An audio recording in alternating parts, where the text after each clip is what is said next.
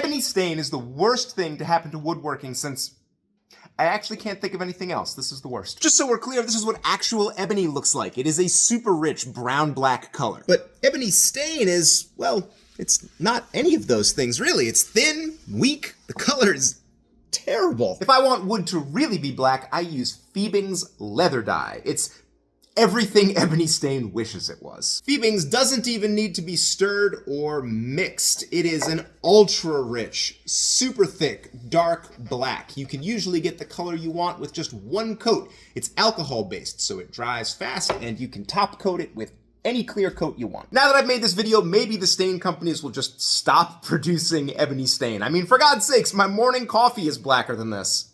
That wasn't even a joke, it's just literally true.